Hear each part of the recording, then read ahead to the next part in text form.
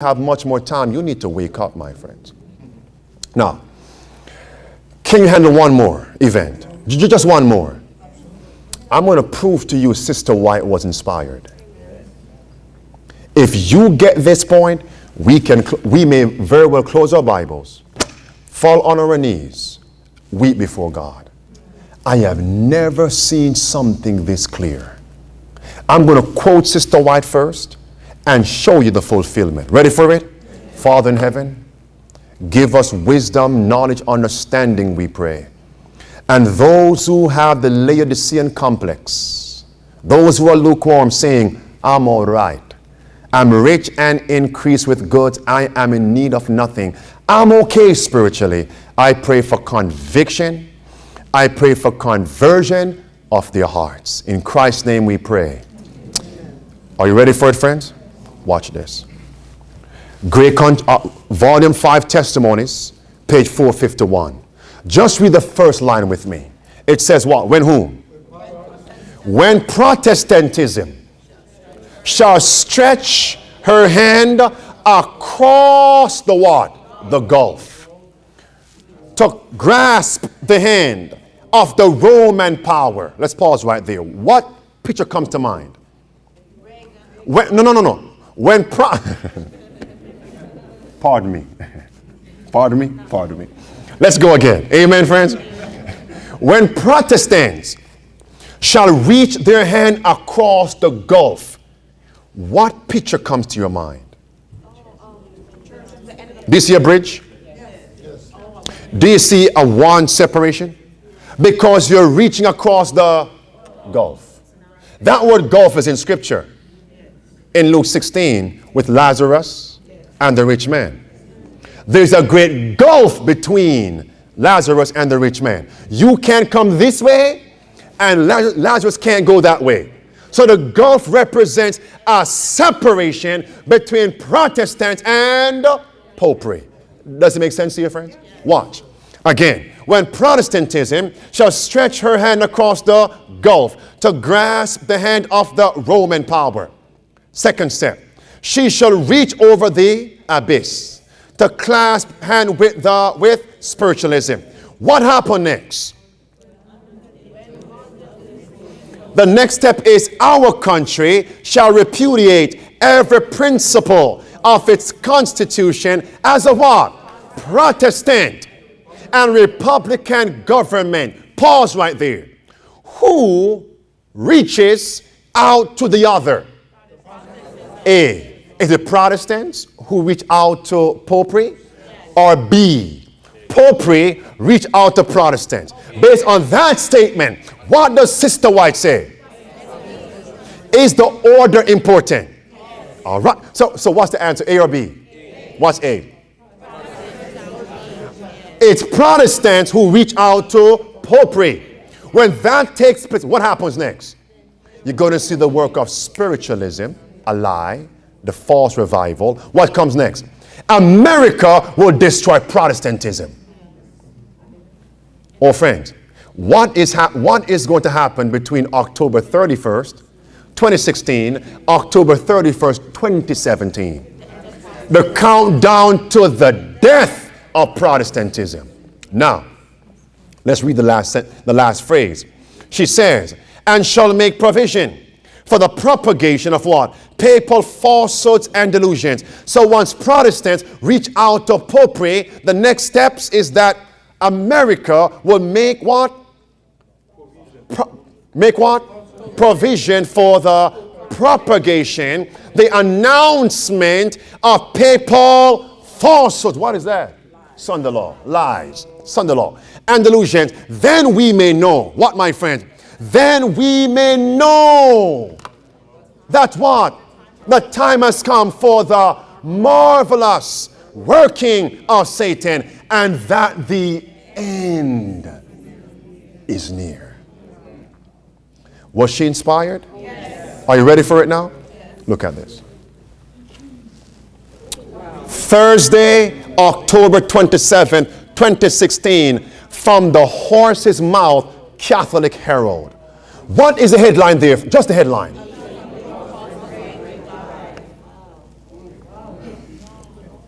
Okay, so what? A leap across the great divide. So what? Oh, my sister, my brother. It's leaping across the gulf. The abyss. A divide is there. Now, who does Sister White say make the initial step? Do you want to read that now? Let's go together. In when? In October 2012, the Catholic bishops of Germany received an invitation that left them stumped, shocked. What shocked the Catholics? German whom? Protestants. Protestants had asked them to join in the Jubilee celebrations of the Reformation in 2017. Was Sister White inspired, friends? That statement in volume 5 was written in the 1800s. This is 2012, 2016. And what is the Pope now? So when the Protestants said to the papists, we want you to join us, did they say, no, we won't join you? Sure, we'll join you. And what is the Pope saying? October 31st, 2017 represent the signing of the death of Protestantism. Let's read that now.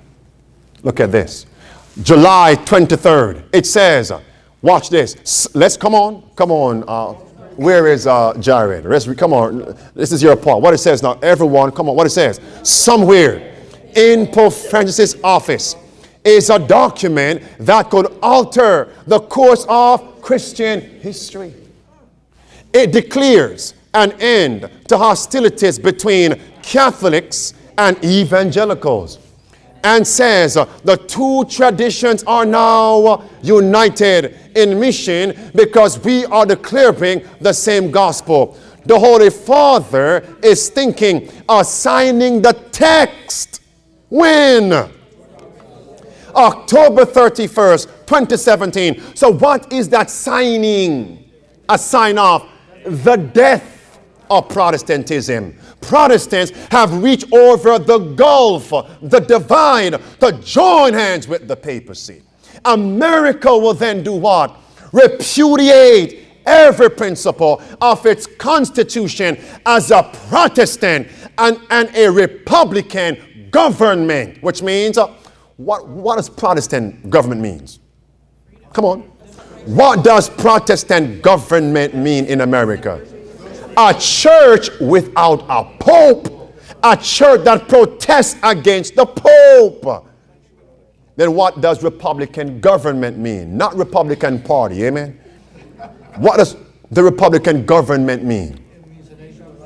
A nation without a kingly power.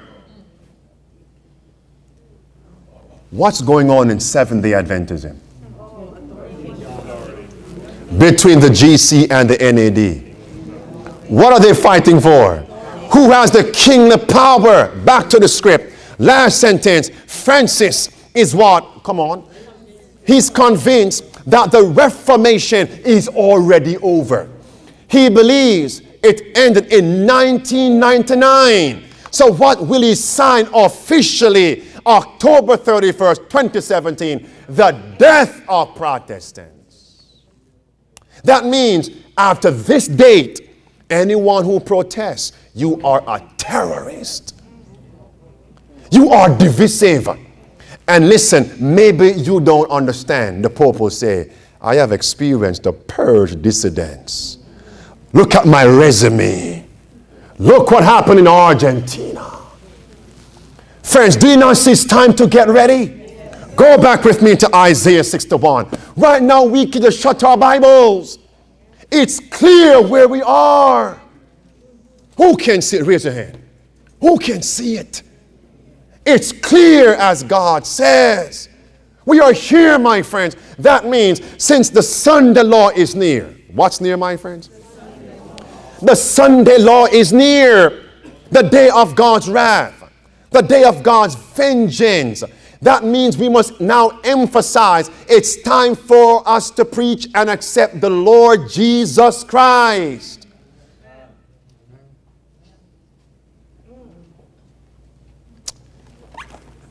I want to focus on this point. The acceptable year of the Lord. It's time to accept Jesus. You can't see this and go back to sleep, friends. Friends, if I told you there are 3 steps to the end, and you are standing on one of those steps, you look, you are not on step number 3. You look, you're not on step number 1. What step are you on of those 3? How many steps are left? 1 more. Are the signs here, my friends? Oh, beloved, the signs are here. And many of us aren't even saying, Lord, am I ready? We're living so casual in life.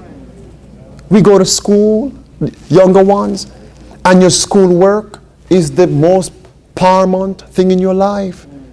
Desire of Ages, page 635 says, while the student is busily seeking everything but their Bibles, Christ comes as a thief to that student. Again, while the student is busily seeking knowledge of everything but their Bibles, Christ comes as a thief. May I talk to the grown people now? You're so caught up with careers, buying and selling, your next dream house, your next dream car. Friends, and you quote, it's just, let's occupy till Christ comes.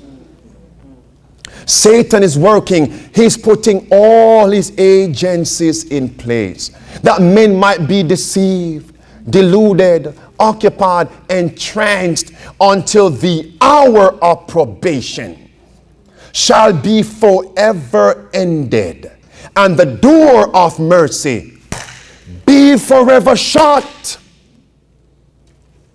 Page 636 of Desire of Ages. We are here, my friends. Can you not see where we are? Right now, we must just end the service right now. Right now, we should just end the service.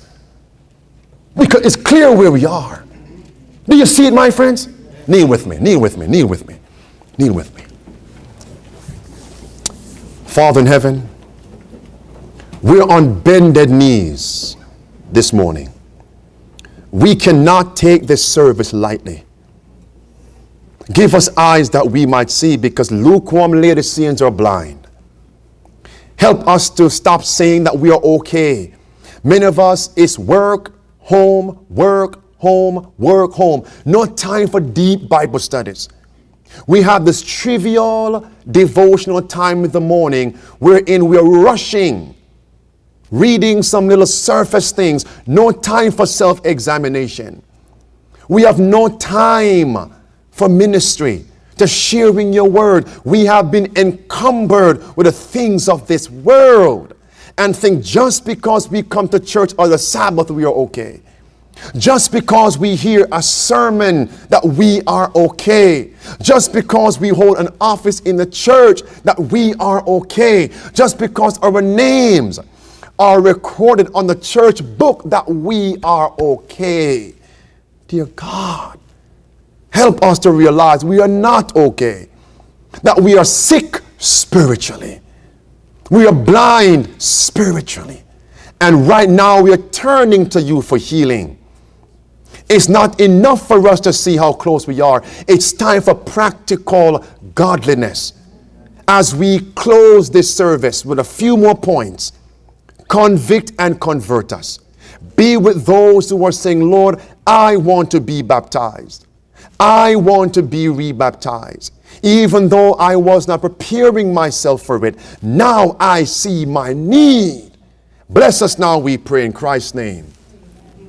Look with me, friends. Praise God.